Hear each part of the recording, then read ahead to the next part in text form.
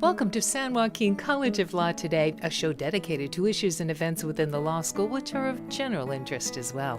SJCL Today is produced by San Joaquin College of Law, a nonprofit law school in Clovis, founded in 1969 to provide quality legal education. Over 88% of its graduates have passed the California bar examination. More than a quarter of the practicing lawyers in the Fresno area are San Joaquin College of Law graduates. Today's show is the 2017 Constitution Day lecture titled Ban the Muslims. How can we protect America, cement our status as a Christian nation, and bonus, foster hatred and discrimination against Muslim Americans by selectively barring Muslims from certain countries from entering the United States? Constitutional law professor Jeffrey G. Purvis uses sarcasm as one of his tools as he examines the constitutional and public policy issues raised by our president's recent executive orders described by the president himself as a Muslim ban.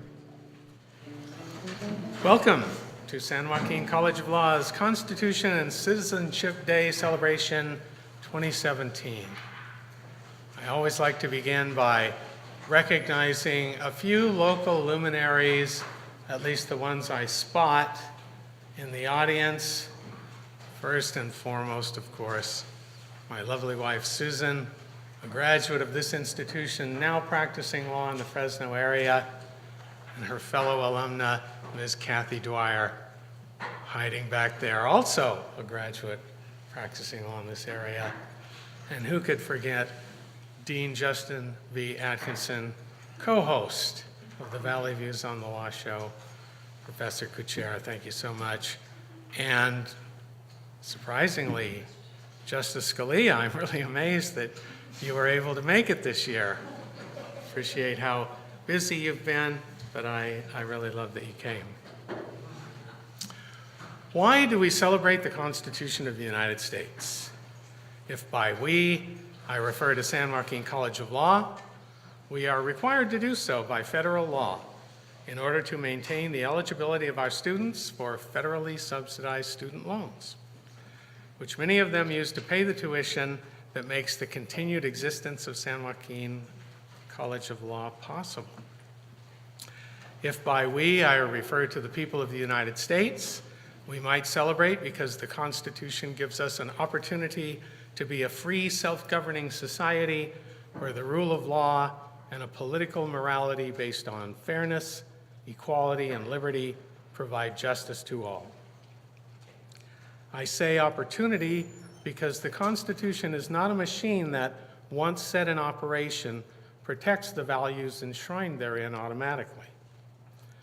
As John Rawls explained, in order for the Constitution to function properly, there must be an overlapping consensus of worldviews among a sufficient number of Americans who not only support those values, but who also take action to see that the limitations on government authority and the protection of individual rights are maintained against the constant pressures of greed, bigotry, and the desire for accumulation of power over others.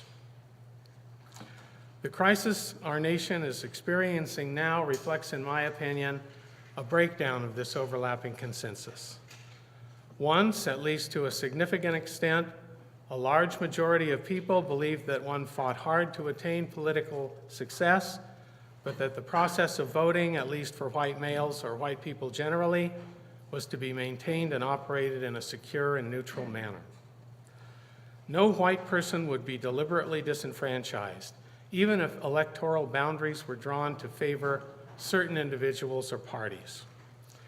In the second half of the previous century, it was widely believed that fascism and Nazism were antithetical to American values and should be rejected and marginalized to the greatest extent possible. The myth that Americans derived from many different foreign origins but had combined in a melting pot to form a uniquely and democratic American society was promoted vigorously, even when it largely, as usual, applied to white people from different foreign countries. And as racist and flawed as these cultural themes were, during their ascendance, significant advances were made in equal rights for persons of color, for women, for the disabled, and for persons of different genders and sexual orientations. All of that now appears threatened with being swept away. White nationalism and other euphemisms for Nazi beliefs are supported openly by the President of the United States and at a minimum tolerated by his Republican colleagues in Congress. The celebration and honoring of men who sought to destroy the United States in order to preserve slavery, killing millions of Americans, that celebration itself, a calculated process engineered to maintain subjugation of the freed slaves and their descendants, is also defended by the President.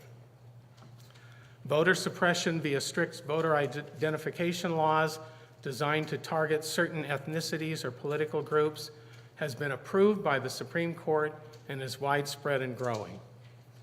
The United States government openly attacks the press, labeling it as an enemy of America.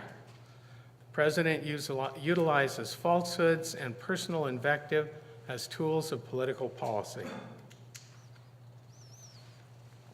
At the same time, most Americans and most humans engage in confirmation bias so that they believe as true any assertions supporting their political views and deny as false any assertions that call those views into question. Science is derided or treated as a public relations tool, again with political success as the ultimate determinant of value. It is in these fraught circumstances that we come here to discuss the constitutional implications of Executive Orders 13769 and 13780, by which the President of the United States temporarily barred persons from identified Muslim-majority nations from entering the United States. Congress, granted constitutional authority over naturalization and immigration, has delegated much of that authority to the President, and some of the litigation challenging the legality of those executive orders raises statutory concerns that I will not address. Constitutional issues relating to due process, equal protection, and the religion clauses have also been raised. Each of these presents complex issues that would be very difficult to effectively address in the brief time we allot to celebrate the Constitution. As I teach constitutional law and religion is central to today's topic, I will focus on the Establishment Clause analysis. Following the next segment, I will discuss whether the executive orders violate the Establishment Clause given a good faith, principled application of constitutional law, and I will opine as to the likelihood that the Supreme Court will in fact apply constitutional law in a good faith, principled manner. Pursuant to a resolution by the newly recreated House Un-American Activities Committee, I am required to state the following. Quote, Professor Jeffrey G. Purvis makes frequent use of sarcasm and irony. SJCL apologizes in advance to everyone offended by his remarks. Any opinions expressed by Professor Jeffrey G. Purvis are his alone and do not represent the opinions of SJCL, KFCF, State of California, or the United States of America, whose Constitution we celebrate today. Closed quotes. As I have done for several past Constitution Day events, I mention KFCF because this presentation is being recorded and will be broadcast by radio station KFCF 88.1 FM as a Valley Views on the Law show. I welcome our multitude of listeners and in their honor provide the following Dear Professors segment in which I read emails that I have fabricated from imaginary or deceased individuals and then answer them so that I can slyly insert my own views while providing context for the material that follows. Dear Professors, every month on a Thursday afternoon, some jackass in our shop turns the radio to Valley Views on the Law, and I have to listen to you idiots spew your liberal whining about everything you don't like about the greatest president ever, Donald Trump. Then I read this tweet from the president. So happy that fake news Valley Views on the Law has been canceled. Their ratings worse than Schwarzenegger. Very bad people. Enemies of America. Sad. Covfefe. Close quotes. I knew then that I had to write you an email so that I could be on the final Dear Professors.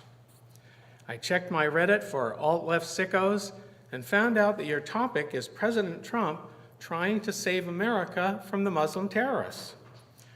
I know that you will expletive deleted all over it like you usually do, which just shows for one last time how clueless and stupid you liberals are, and why there will never be Democrats in control again. What can't you snowflakes understand about preventing Muslim terrorism by keeping the Muslim terrorists out of America? Even my mom gets that, and she's a woman. So good riddance to you, Professor Purvis. You are a traitor to your race, and you always made me want to puke. I'll kind of miss that Atkinson guy. I like the sound of his voice. We'll be coming for you with the fist of truth, which in my case is the Confederate battle flag and a 12-gauge shotgun. And that's from Joe the Auto Mechanic of Toledo, Ohio. It's always good to hear from Trump supporters, Joe, because you tell it like you want it to be, whether it is or not.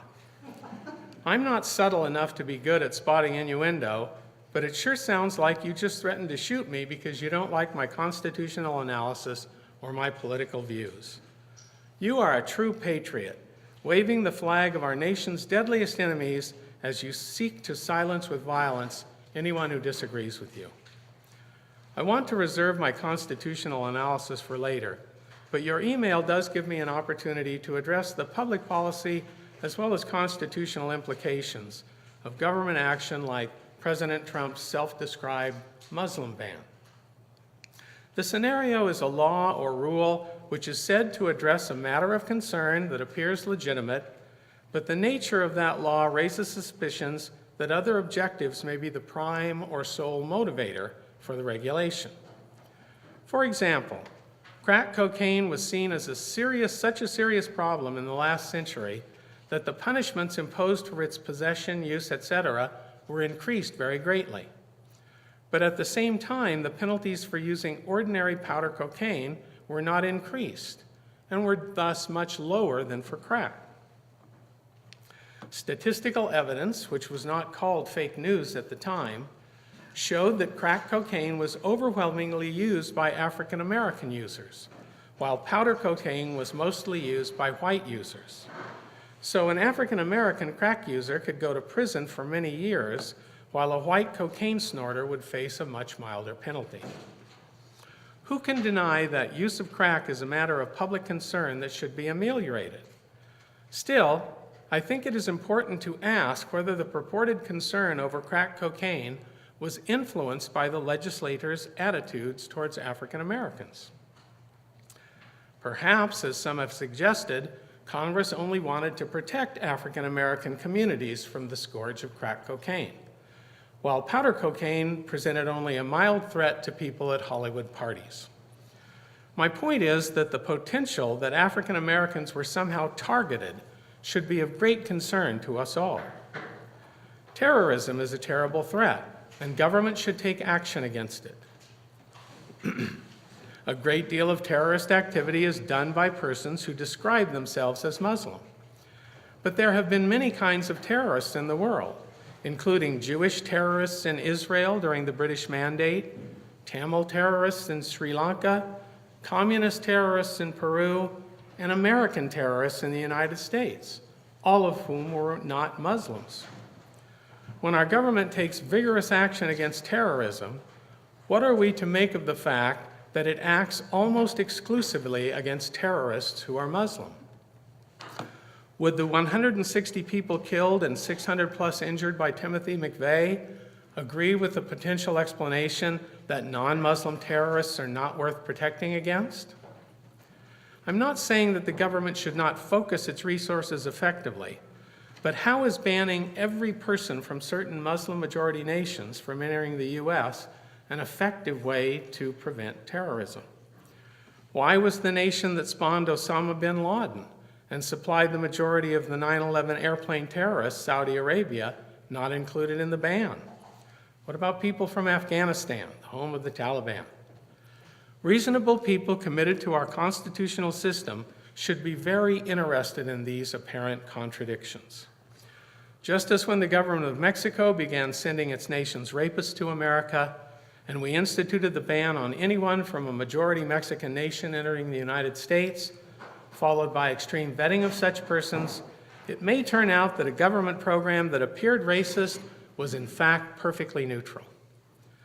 If recent political events indicate that openly racist government policies may once again become acceptable and no longer need to be couched in neutral-sounding language, then worrying about hidden targeting of races or religions may not be of public or constitutional interest. World events suggest that the Confederates and the Nazis and their foreign equivalents are on the rise. The first whiffs of a potential for revived militarism can be sniffed coming from Japan. But one thing is sure, when a group like the National Rifle Association says, "We are coming for you with the fist of truth" to our nation's press, they are not intending to stage a debate. So wave the stars and bars, Joe. It's just a wonderful symbol of America's past, a part of our history we want to preserve and celebrate. No racism in a Confederate flag, or maybe it doesn't matter whether there is any. There were plenty of good people on both sides in the Civil War. Now, where did I put that statue of Benedict Arnold?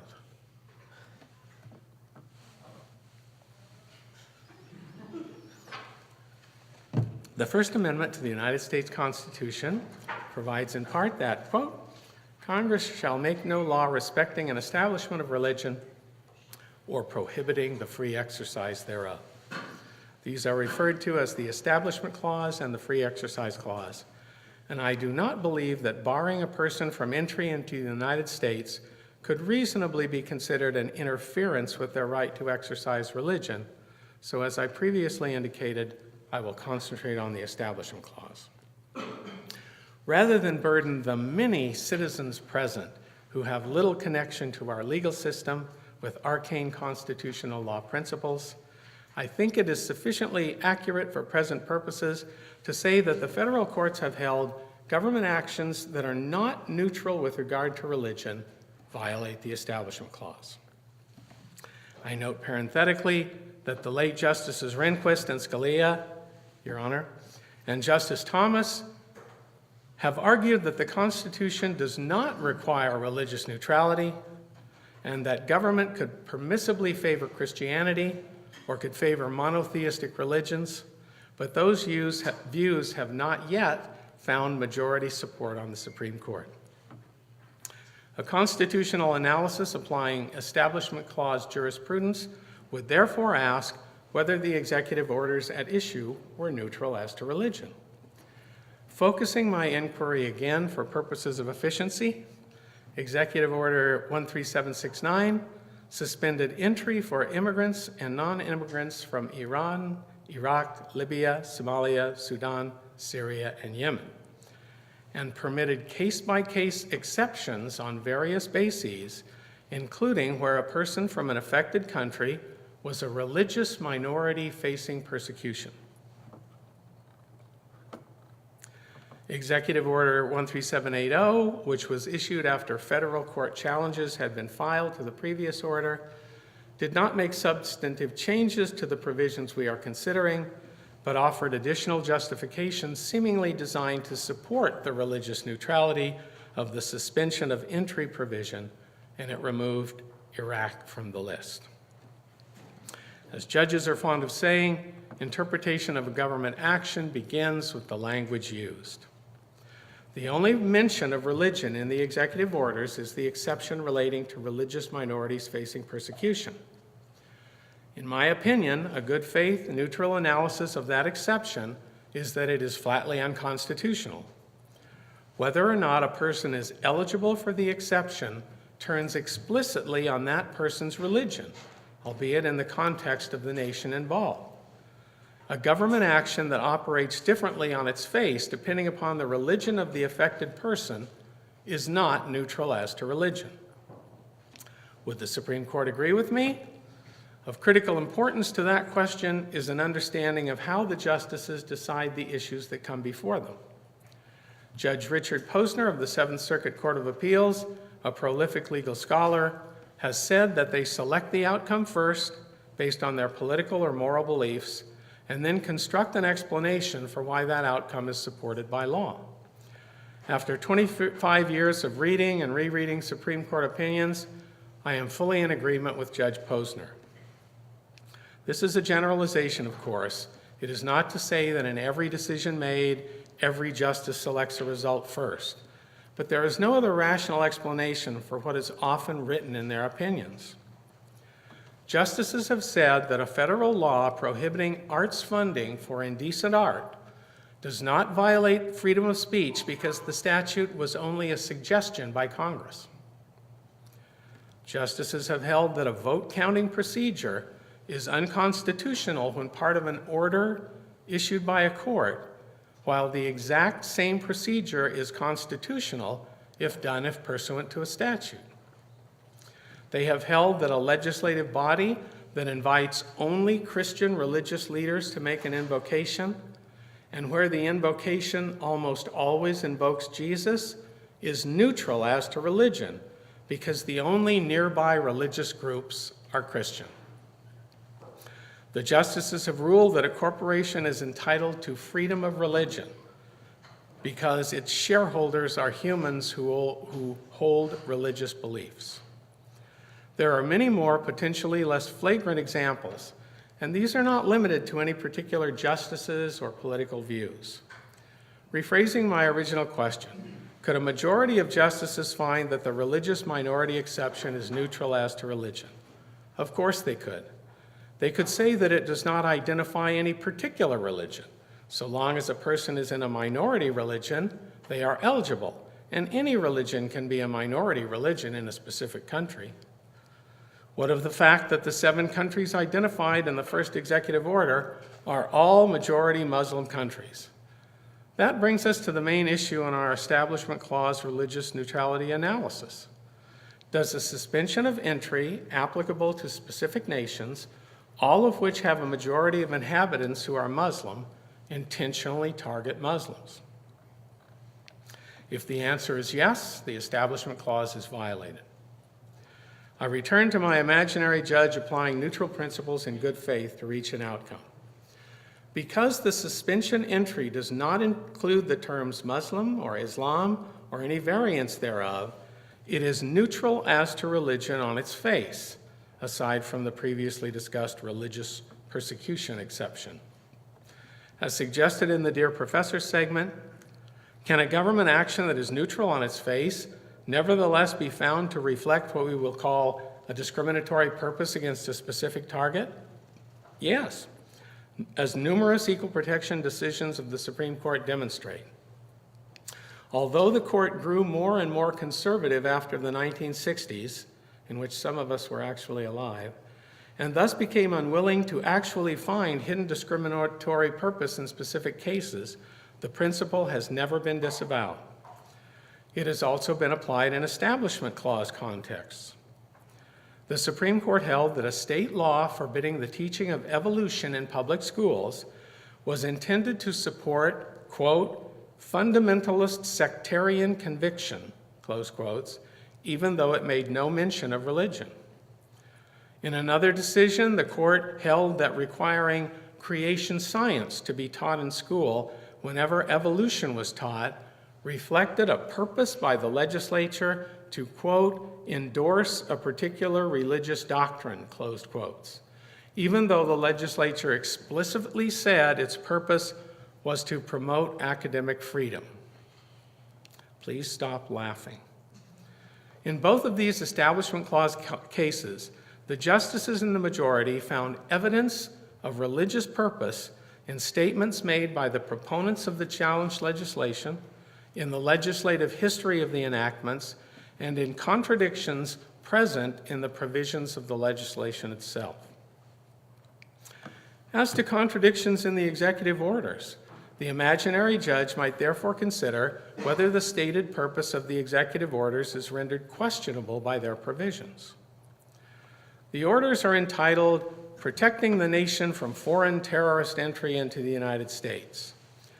and they identified the nations from which entry was suspended as having deteriorating conditions due to war, strife, disaster, and civil unrest that increase the likelihood that terrorists from these countries will use any means possible to enter the United States.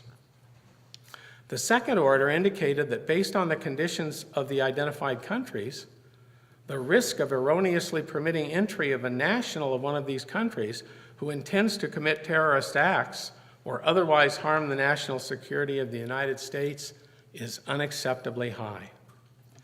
The second executive order added the explanation that the original list of 7 identified countries was the same as those nations that the Obama administration and Congress restricted from participation in the visa waiver program, which allowed citizens of certain nations to enter the United States without a visa. The judge might conclude that requiring nationals of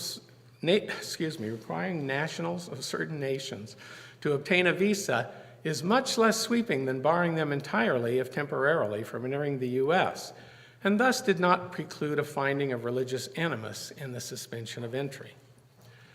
Of course, it might simply be that the executive orders were written so precipitously and so sloppily that the list of affected majority Muslim nations was the product of incompetence rather than malice. The Ninth Circuit Court of Appeals decision in Hawaii versus Trump identified a particularly disturbing aspect to the risk of erroneous entry justification of the second executive order. This is its similarity to the treatment of Japanese Americans during World War II, in that nationality is used as a proxy for dangerousness.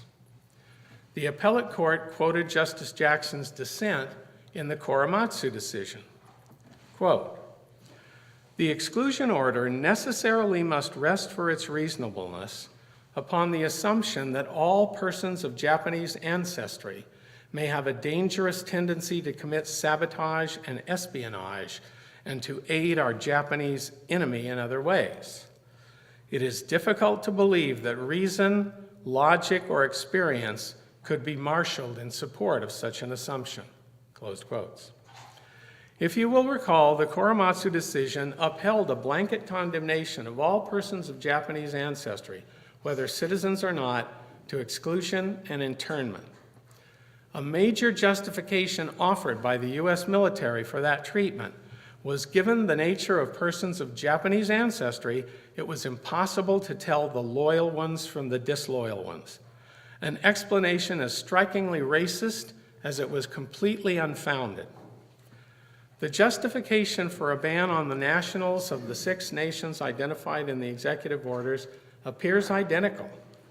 It labels all citizens of those nations as potential terrorists and is premised on the notion that there is no way to distinguish a non-terrorist from a terrorist.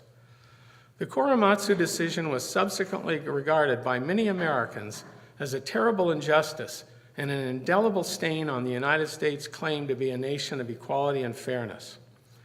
Apropos of my earlier comments about fascism and bigotry returning to legitimacy, the Trump administration's resurrection of this monstrous "you can't tell them apart" justification should not be unexpected.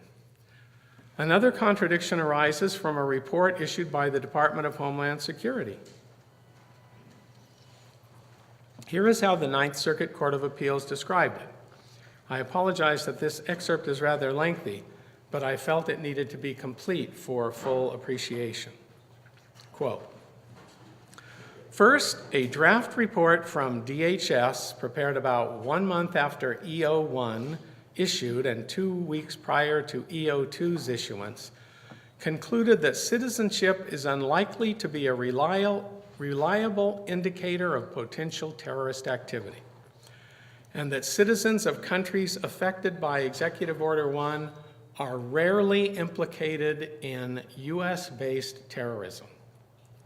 Specifically, the DHS report determined that since the spring of 2011, at least 82 individuals were inspired by a foreign terrorist group to carry out or attempt to carry out an attack in the United States. Slightly more than half were U.S. citizens born in the United States, and the remaining persons were from 26 different countries, with the most individuals originating from Pakistan, followed by Somalia, Bangladesh, Cuba, Ethiopia, Iraq, and Uzbekistan. Of the 6 countries included in EO2, only Somalia was identified as being among the top countries of origin for the terrorists analyzed in the report. During the time period covered in the report, 3 offenders were from Somalia, 1 was from Iran, Sudan, and Yemen each, and none was from Syria or Libya.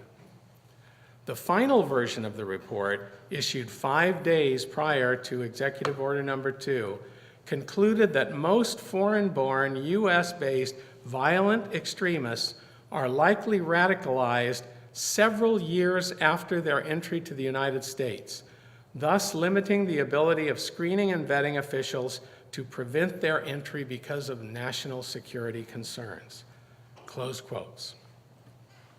I recognize that this last conclusion by DHS might support an argument that President Trump did not go far enough in his executive orders. Since many foreign-inspired terrorist attackers were U.S. citizens born in the United States, and most foreign-born terrorist attackers became terrorists after living in the United States, maybe we should simply ban from America all foreigners from any country which has ever supplied a terrorist, and remove from America all U.S. citizens whose ancestors came from such a country. I will look forward to seeing that in Executive Order Number 3. The fictitious neutral jurist, then, is confronted with the following contradictions: an untenable assertion by the President that all nationals of the identified nations are potential terrorists and there is no way to separate out the good from the bad; data developed by the Department of Homeland Security that the executive orders target the wrong nations with regard to levels of supplying foreign terrorist attackers on the U.S., and data showing that suspension of entry followed by extreme vetting will not effectively prevent foreign terrorist attack in the United States. The disconnect between the purpose offered by the Trump administration and the terms and manner of operation of the suspension of entry would, in my opinion, strongly support a finding that targeting majority Muslim nations reflects a purpose to adversely affect the followers of a specific religion, Islam. Next, the imaginary neutral judge would turn to statements made by President Trump to discern any evidence of a purpose to target Muslims. A few examples. This is from an Associated Press report on December 7, 2015. Quote, reading a statement he had released earlier in the day, the Republican presidential candidate Donald J. Trump called for a total and complete shutdown of Muslims entering the United States. Close quotes. On March 9th, 2016, on CNN, candidate Trump said, quote, I think Islam hates us. I'm not going to do Trump for this. There is something there that is a tremendous hatred there. There's a tremendous hatred. We have to get to the bottom of it. There's an unbelievable hatred of us. We can't allow people coming into this country who have this hatred of the United States and of people who are not Muslim. Close quotes. On May 11th, 2016, on Fox News, candidate Trump said, quote, I'm looking at it very strongly with Rudy Giuliani heading it. I've spoken to him a little while ago. We are going to put together a group of 5 or 6 people, very, very highly thought of people, and I think Rudy will head it up. And we'll look at the Muslim ban, or temporary ban as we call it. He will head it up, and he's agreed to do it. Close quotes. The judge would consider an argument for religious neutrality that the repeated explicit references by candidate Trump to a ban on Muslims were all made before he was elected president, and that since taking office, he has been more equivocal in his descriptions. But the judge might regard it as telling that on December 21st, 2016, when a reporter asked President Trump whether he had decided to rethink or reevaluate your plans to create a Muslim registry or ban Muslim immigration to the United States, Trump replied, "You know my plans. All along, I've been proven to be right." I think any reasonable person would conclude that the executive orders suspending entry into the United States from the Muslim-majority countries were intended by President Trump to prevent the entry of Muslims into this country. I, of course, am well known to be a radical extremist left-wing Chinese hoax-loving liberal, so you will have to reach your own conclusions. A U.S. District Court judge in Hawaii, relying on the historical record that contained, quote, significant and unrebutted evidence of religious animus driving the promulgation of the executive order, close quotes, concluded that Trump's second executive order was issued with an intent to disfavor people of the Islamic faith. The Ninth Circuit review of the resulting injunctive relief did not address the Establishment Clause issue, basing its decision to uphold the trial court's injunction on statutory grounds. I was nevertheless gratified when I learned that I had come to the same conclusion as a federal judge. As to whether the Supreme Court will agree with the federal judge in Hawaii and I that Trump's Muslim ban was in fact a Muslim ban, the answer should be evident, but I will restate it. If, relying on their political views, at least 5 justices wish to uphold the executive order, they will fashion an opinion that finds that order neutral as to religion for Establishment Clause purposes. They can refer to its mostly facial neutrality. They can cite the long-established principle that the federal courts should be deferential to the president in matters of foreign affairs. And they can invoke the principle reflected in decisions like U.S. v. O'Brien, a Vietnam-era draft card burning case, that the personal motives of government actors are irrelevant to constitutional analysis. What distinguishes irrelevant personal motives from the highly relevant evidence of hidden purpose found in the Supreme Court Establishment Clause decisions I previously discussed? Nothing.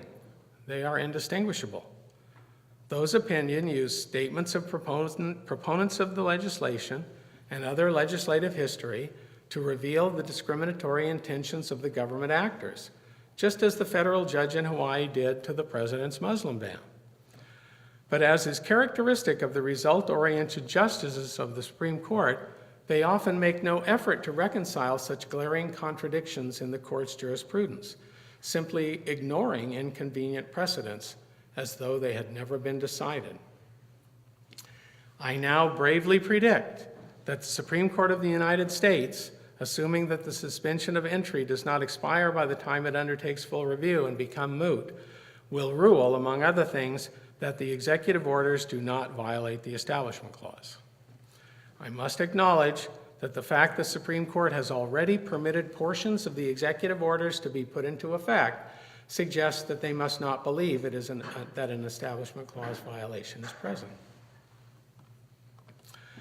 ConstitutionFacts.com says that, quote, Constitution Day, along with Independence Day and President's Day, is an important part of the cultural heritage of the United States of America because it recognizes the value of the American experiment and the success of a nation of free people whose rights and liberties are protected by a written constitution, closed quotes.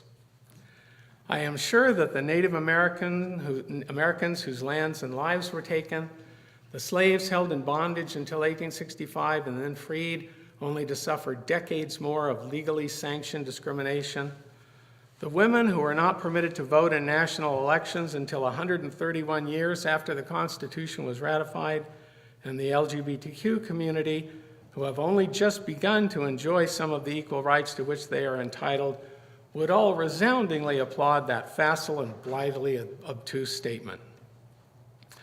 I'm afraid that the moral arc of the universe, at least in this neighborhood of it, has bent away from justice. The long politicization of the courts, and the Supreme Court in particular, has brought us to a point where the concept of rights enshrined in writing and protected from the depredations of government may become a mockery in the United States, as it has in so many other nations. If we are to become and remain a free people, a new and diverse overlapping consensus of Americans who support compassion, equality, fairness, and justice must be created.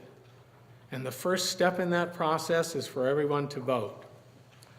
In those places where voter suppression is strong, political energy and funding should be spent on getting voters qualified rather than on expensive and futile media campaigns that convince no one except those who are already persuaded. As Dean Atkinson and I say farewell to our loyal Valley Views on the Law listeners, we must look forward to someday celebrating a Constitution Day in which liberty and justice are actually protected for all Americans. Thank you.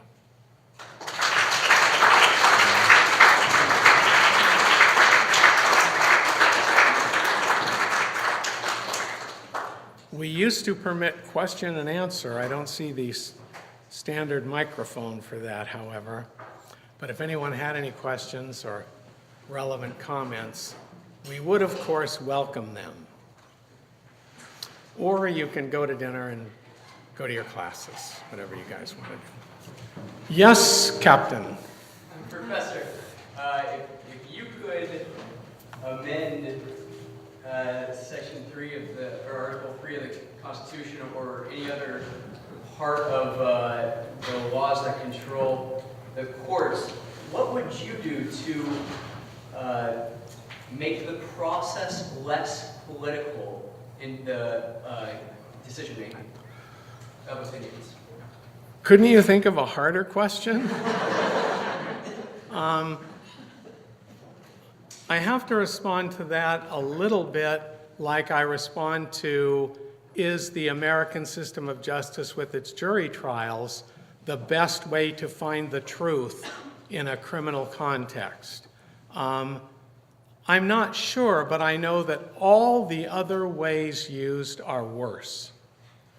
So allowing the political branches the president nominates with the advice and consent of the Senate to staff the Supreme Court and the federal courts, I don't think was a bad or a crazy idea.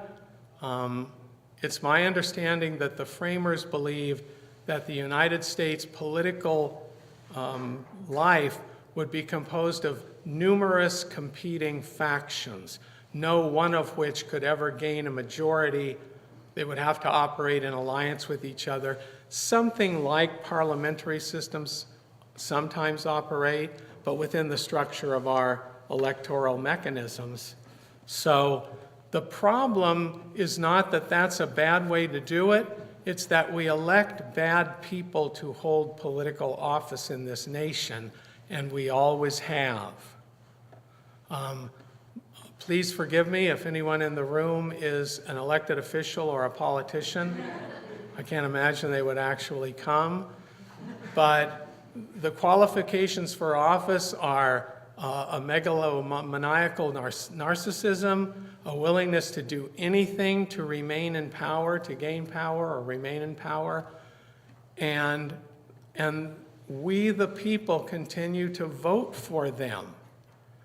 And the recent empirical studies of confirmation bias terrify me.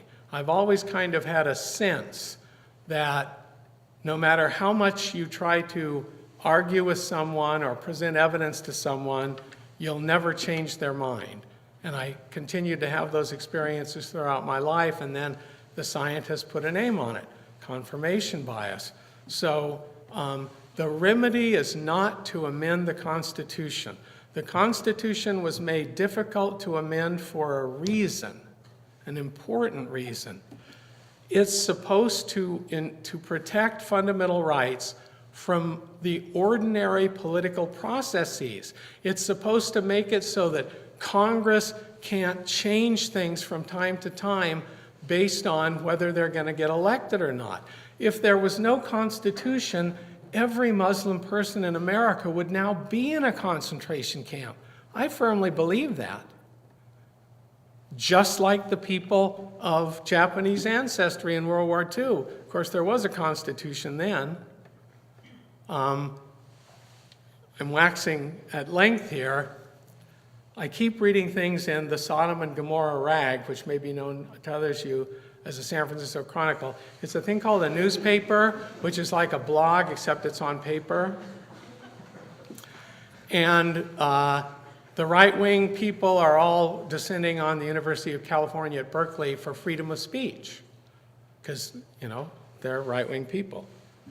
And the people, the students of the University of California at Berkeley, and many of the people of the Bay Area, which is a bastion of democratic progressive politics, are going nuts to stop them, and their constant refrain is, they don't get freedom of speech. This isn't freedom of speech. They're just trying to provoke us. And I want to scream at them, what don't you understand about constitutional rights? They're not just for you. They're for everybody. So you have to support other people's constitutional rights. Well, if we would do that, and if we would elect people who we thought would use neutral principles in a good faith way, then they would use those criteria to select the judges, and we'd have a much better judiciary. Again, please don't tell anybody, particularly the professors on our faculty who are themselves judges and whom I admire very much, that I would say something like that about judges, but that's my patented long answer to a short question. I bet you've missed that. Any other questions or comments? Yeah, do you think the current exception that the Supreme Court has carved out for foreign nationals with modified relationships to entities inside the U.S. would remain in effect even after the ruling came out? Okay, that is an aspect of the statutory analysis that I have not undertaken any great study of. I think what Mr. Huda is referring to is that in the various litigations that happen and the modifications of the executive order, a complete suspension of entry was backed off from, and so people who had a bona fide connection to the United States were permitted in. That's my understanding. And then bona fide connection to the United States was taken by many non-governmental organizations as meaning they contact us, we arrange housing for them, we know who they are, and so they have that bona fide conduct.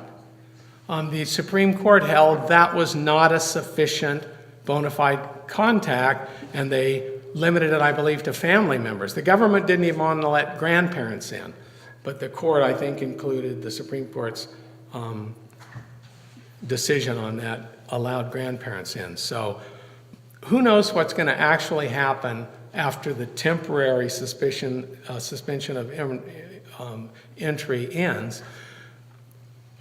Candidate Trump, President Trump, speaks in vague generalities that are evanescently repeated. And so what's extreme vetting? What does that mean? What are a person's rights? All of that is just up in the air. But the terrible and terrifying thing that is said by many of the supporters of things like that is, you know, these are dangerous times. We can't enforce the Constitution because we'll all be killed. It's too dangerous. And as I was saying to my students the other day, and I know they really were pleased by it, it's the argument that can't lose. Okay, I'm going to take a member of your family and I'm going to shoot him in the head. Maybe it's somebody you don't like, or maybe it's not. Why are you going to do that? Because it's necessary or the United States will be destroyed. Well, you've just lost the argument. You want to destroy the United States, you selfish, selfish person? So anything can happen. Remember on 9/11 or the day after, those of you who weren't in diapers, the original guy I love to hate, George W. Bush, who now seems like a much better person than he did at the time, or his minions, said, everything's different now. People are going to have to be careful about what they say. And I thought to myself, oh, the First Amendment freedom of speech clause has been amended or repealed by the president, presumably. So I was serious in that the only thing that can save us is us. And we're not going to convince the Klan members and the Nazis and the Republican ideologues, and there's nothing wrong with being an ideologue. I'm an ideologue. But we're not going to convince them with a better deal to come back to our side and protect the Constitution. This is all, of course, my opinion, not the opinion of KSCF or anybody else. The only way we can save America is by getting people who have progressive, politically moral, equality, liberty-based values to actually and effectively vote. That's the only remedy that's going to work. Because the Supreme Court manipulate the Constitution almost at will. And now, one party controls each branch of government. So call your Democratic legislators, call your Democratic Party officials, and tell them, I'm not going to give you money to buy television time, but I'll give you money to help people in Texas get a driver's license or another acceptable, a gun license, another acceptable form of ID so that they can vote, and I'll give you money to get an Uber to take them to the polls. And then we'll have a stronger, safer, freer America. Me for president, right? What a joke. Was there another one out there? Yes, Professor Kuchera. I was going to ask what executive order you think might issue if Michigan elects a Muslim governor. Well, what can I say to that? I'm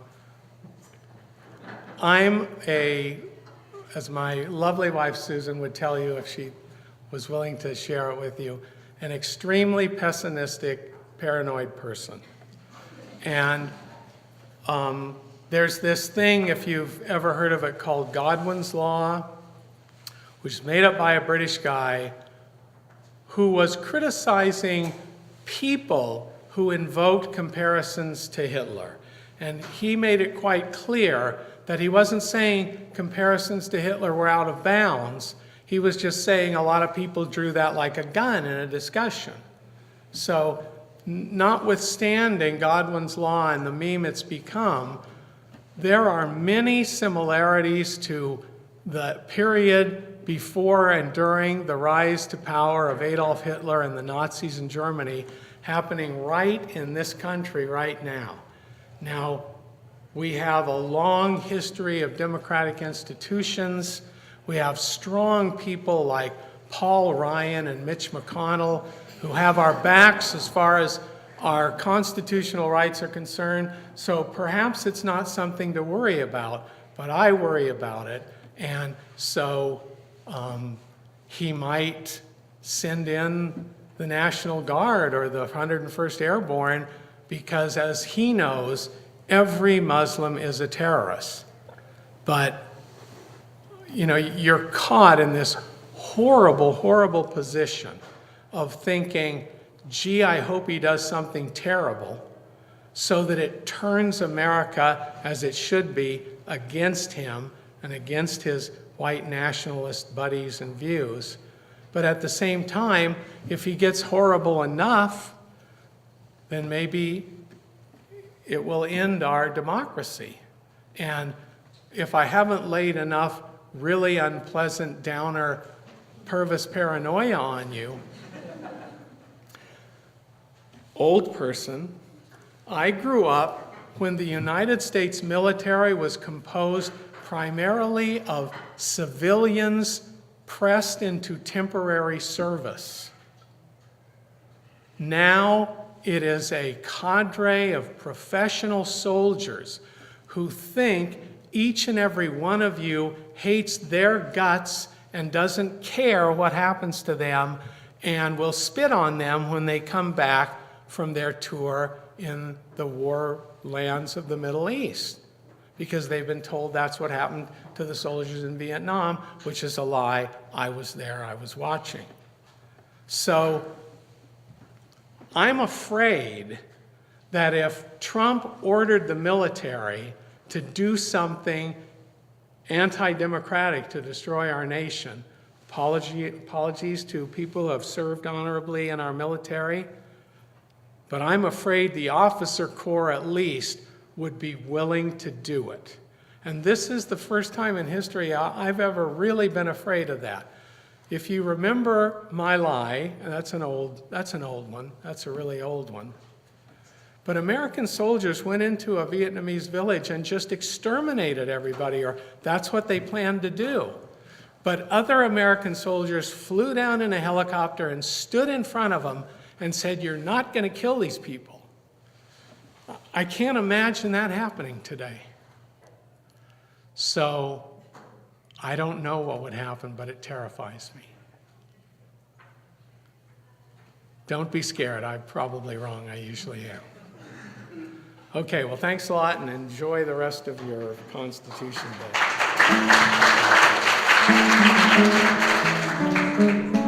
And that brings us to the end of this edition of San Joaquin College of Law Today, presented by San Joaquin College of Law, a nonprofit law school committed to educational excellence and community service. The views expressed do not necessarily reflect the position or views of San Joaquin College of Law. This program has been produced in conjunction with the Community Media Access Collaborative. We invite you to join us in the future as we explore issues and events within the law school which are of general interest as well. For more information about San Joaquin College of Law, please visit our website at www.sjcl.edu or call 559-323-2100.